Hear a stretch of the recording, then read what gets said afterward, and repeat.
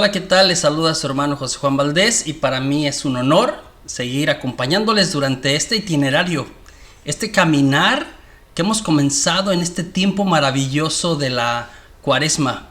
Estamos en el tercer domingo y las lecturas del día de hoy son fenomenales, son impresionantes. En la primera lectura, una clave, ¿no?, para el antiguo pueblo de Dios, me refiero a Éxodo 20 del 1 al 17. Es la entrega del decálogo, de las 10 palabras o lo que nosotros hemos conocido como los 10 mandamientos. En realidad se refería a 10 disposiciones que el pueblo de Dios recibió de manos de Moisés, ¿sí? Y que estas a su vez le habían sido dadas por el mismo Dios en la montaña. El contexto es ese.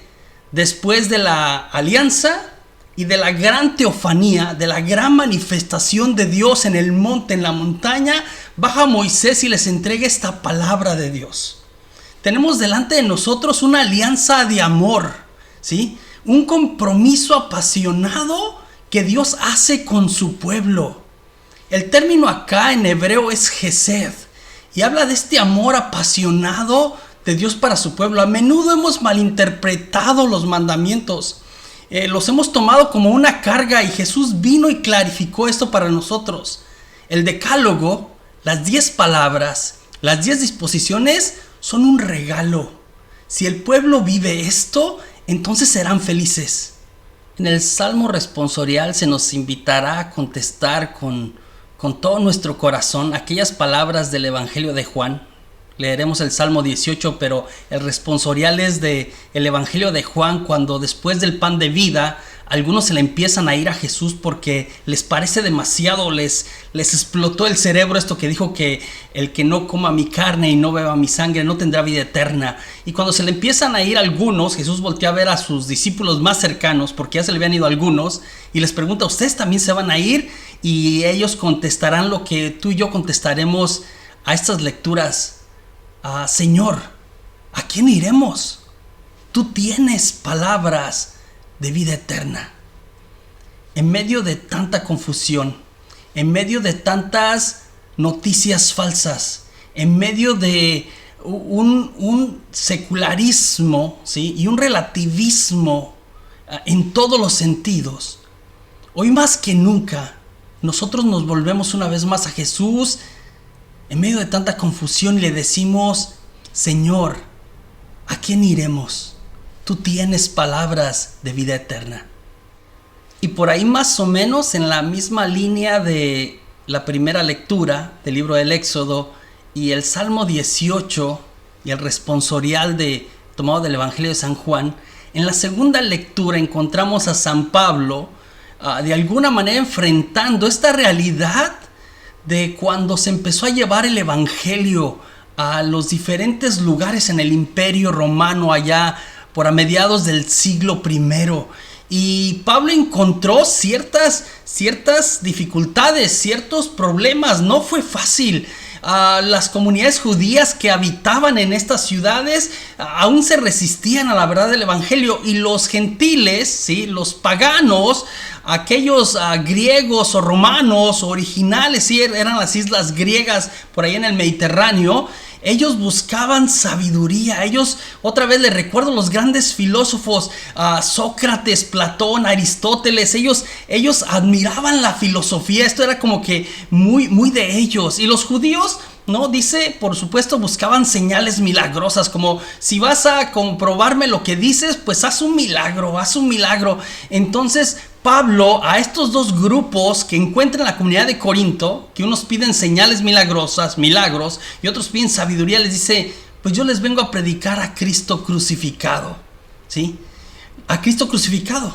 La gran, de alguna manera, el gran milagro, la señal más grande de todas, la más importante. No un milagrito por un milagrito, sino la señal de amor más impresionante de parte de Dios. Y la verdad para los gentiles, y la verdad y la sabiduría, sí que otra vez hacía que les explotara la cabeza, que no entendían. Es como que alguien muriendo en la cruz es la verdad de verdades, es la sabiduría de Dios. Acá se aplica El famoso dicho de los caminos de Dios no son nuestros caminos. Los caminos de Dios muchas veces no son nuestros caminos. Y nuestros caminos muchas veces no son los de Dios.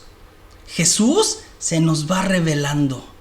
El misterio de Dios se nos va mostrando. Y a veces no es fácil de entender. Y a propósito de este misterio impresionante, pues cerramos, ¿sí?, hablando del Evangelio. Es el Evangelio de San Juan, el capítulo 2. Después del primer gran milagro, o San Juan le llamará la primer gran señal de 7 que se presentarán en todo el Evangelio de San Juan. La primera, aquella de que Jesús en las bodas de Caná convirtió el agua en vino. Viene este momento de la purificación del templo. Es sin duda de verdad un pasaje no sencillo de entender. De hecho, algunos es como que, ¿por qué Jesús hizo esto? ¿Por qué Jesús hizo un látigo y empezó a sacar a los vendedores, ¿sí?, y a los cambistas del templo? ¿Sí? De alguna manera, y de hecho, San Juan el evangelista nos presenta esto, la purificación del templo, al inicio de su evangelio. Es apenas el capítulo 2. Los sinópticos pondrán este mismo evento al final. Al final, cuando ya han rechazado a Jesús, cuando está cerca de la pasión, Juan lo pone desde el inicio.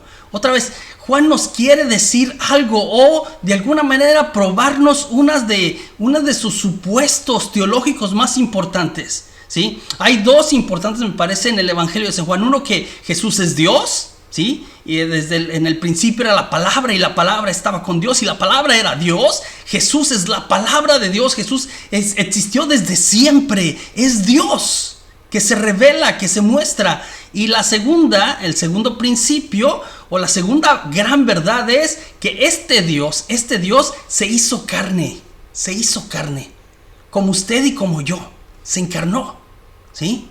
Esto es impresionante. Esto es impresionante y es muy interesante. A mí, José Juan, de manera particular, me apasiona, me gusta, aunque suene loco lo que estoy leyendo el día de hoy en el Evangelio. Que Jesús se enojó, que Jesús se puso bravo, ¿sí? Que la ira de Dios la vemos manifestada en Jesús, y que Jesús empieza a voltear porque no habían entendido, porque se habían desubicado, porque lo que Dios les había enseñado se había distorsionado. El templo, que era para adorar a Dios, ahora se había convertido de alguna manera en un negocio. Se había perdido el sentido, ¿sí? De alguna manera podemos decir a aquellos que vivían en tiempo de Jesús, no les había caído el 20 de qué se trataba todo lo que Dios ya les había revelado. Ahora, en ocasiones, a veces a nosotros también no nos cae el 20. A veces nosotros también perdemos el sentido de ¿para qué Dios se nos ha revelado? ¿Para qué son las cosas que Dios nos da? ¿Quién es Dios? ¿Cómo es Dios? A veces perdemos el foco. A veces perdemos de alguna manera esta guía.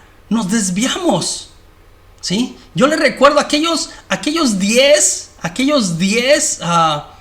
palabras, aquellas 10 disposiciones para tiempo de Jesús se habían convertido en 613. Se habían multiplicado, ¿sí? El día sábado estaba distorsionado lo del Shabbat, se habían perdido las cosas. No les había caído el 20, habían distorsionado de alguna manera la finalidad. ¿Para qué era el templo? ¿Para qué era el decálogo? ¿Cómo vivirlo realmente? ¿Cuál era el corazón? Era el amor. Era el amor a Dios y el amor a los hermanos, ¿sí? Al final cierra con unas palabras misteriosas el Evangelio, diciendo que Él hizo muchos milagros, por supuesto. La gente medio se queda contenta, pero Él sabía lo que había en el corazón del hombre. No se fiaba de ellos. El Señor conoce lo que hay en tu corazón y lo que hay en mi corazón. Esto es lo más importante. Delante de Dios no podemos ocultar nada.